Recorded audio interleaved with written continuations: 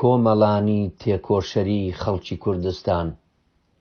ڕۆژانی ڕابردوو کوردستان و هەموو ئێران شاهیدی گەورەترین بزوتنەوەی ئیعترازی و هاتنە مەیدانی ئێوەی تێکۆشەر بوو.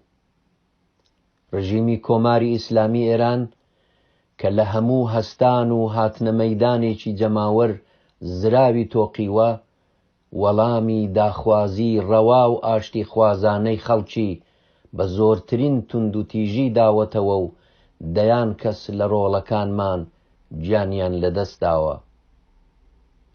من لێرەدا پڕ بەدڵ سەرخۆشی و هاوخەمی خۆم بۆ بنەماڵە و کەسوکار و دۆستانی ئەو شەهیدە سەربەرزانە دەردەبڕم. خۆم بە شەریکی خەمیان دەزانم و دڵنیایان دەکەمەوە کە خوێنی ئەو ڕۆڵە ئازیزانەمان بە فیرۆ ناڕوا و داری ئازادی و بەختەوەریمان دێنێتە بەر. بۆ بریندارەکانیش ئاواتی چاکبوونەوە دەخوازم و چاویان ماچ دەکەم. خۆشەویستانم، 40 ساڵە کە کوردستان سەری بۆ ئەو ڕژیمە گەندەڵ و دیکتاتۆرە دانەنەواندووە و لە زەبر و زەنجی دام و دەستگاکانی نەترساوە و زۆر جار بە تەنیاش ئەو خەباتەی بردۆتە سەر. ئێستا بۆ یەکەمین جار لەم 40 ساڵەدا دەبینین کە هەموو خەڵکی ئێران و لە سەرتاسەری وڵاتدا بە گەرم و گوڕی بە دژی ئەو ڕژیمە هەستاون و بوێرانە لە بەرامبەریدا وەستاونەتەوە. دڵنیابن ترسی ڕژیمی کۆماری ئیسلامی و کاربەدەستانی لە هەستانی یەکپارچەی خەڵکی ئێران زۆر لە هەموو ترسێک گەورەترە. ئەوان لە هەموو بوارێکی سیاسی و ئابووری و نێونەتەوەییدا بە بنبەست گەیشتوون. شایان بە عێراق و لوبنان بوو، کەچی لەو وڵاتانەش میلیۆنها خەڵک بە دژیان هاتنە سەر شەقامەکان و نیشاندرا کە لە نێو کۆمەڵانی خەڵکی ئەو وڵاتانەش بێجگە لە نەفرەت و ناخۆشەویستی هیچ بەرهەمێکیان نییە. لە ڕاستیدا هەموو ناوچەی ڕۆژهەڵاتی ناوەڕاست ئێستا بە دژی کۆماری ئیسلامی هەستاون. بە دڵنیاییەوە ترسی گەورە کەوتۆتە گیانی ڕژیمی کۆماری ئیسلامی ئێران. زەبر و زەنگ نواندنەکەشی هەر لەو ترسەوە سەرچاوە دەگرێت. ڕژیمی کۆماری ئیسلامی نوقمی گەندەڵی و دزی و ناکارامەییە.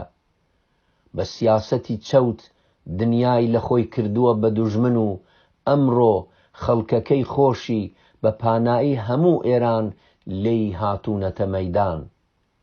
ئەو ڕژیمە دەرەتانێکی بۆ خۆی نەهێشتۆتەوە و لە ڕاستیدا ڕێگەیەکیشی بێجگە لە خەبات و هاتنە مەیدان بۆ خەڵکیش نەهێشتۆتەوە.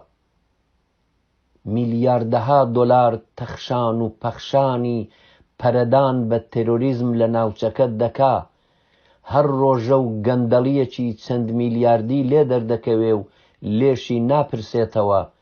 بەو حاڵەش توانایی و ویستی دابینکردنی کار و ژیانێکی سەرەتایی بۆ خەڵکەکەی خۆی نییە و بە گرانکردنی نرخی سوتەمەنی لە ڕاستیدا کەوتۆتە ڕاوڕووتی داهاتی بنەماڵەکانیش. ئەو نەنانی لەسەر سفرەی بنەماڵەکان هێشتۆتەوە، نەک کەرامەت و حورمەت و نەماف و ئازادیشی بۆ کەس بەجێهێشتووە. بۆیە هەستانی خەڵک و هاتنە مەیدانیان ڕەواترین وەڵامە و لەگەڵ هەموو یاسایەکی نێونەتەوەییش دێتەوە. لاوانی خوێنگەرمی کوردستان، دڵم لەگەڵتانە، هەست و هۆشم لەگەڵتانە و شەو ڕۆژ بۆ گەیاندنی دەنجی ئێوە بە دنیا و بۆ یارمەتی بە سەرخستنی خەباتە گەورە و شکۆمەندەکەی ئێوە خەریکم. ئازیزانم، ئەوڕۆ دنیا چاوی لێتانە و کۆمەلگەی نێونەتەوەییش ڕۆژ بە ڕۆژ بەرامبەر بە خەبات و وەستانەوەی ئێوە هەستیارتر و پەرۆشتر دەبێت. جارێکی دیکەش دەستان بە گەرمی دەگووشم. داواتان لێ دەکەم ئەوڕۆ ڕۆژی یەکگرتوویە، ڕۆژی هاوپشتی و پشتگیری یەکتریە، ڕۆژی وەلانانی هەموو ناکۆچیەکان و دەستی یەکترگرتنە. دەشزانم ورەتان بەرزە مەیدان چۆڵ ناکەن، بەڵام وریای خۆشتان بن و بە وشیاری پیلانەکانی دوژمن پوچەڵکەنەوە. سەرکەوتن بۆ ئێوەیە، بۆ گەلە، شکست و ڕیسوایی بۆ ڕژیمی دیکتاتۆری گەندەڵی کۆماری ئیسلامی.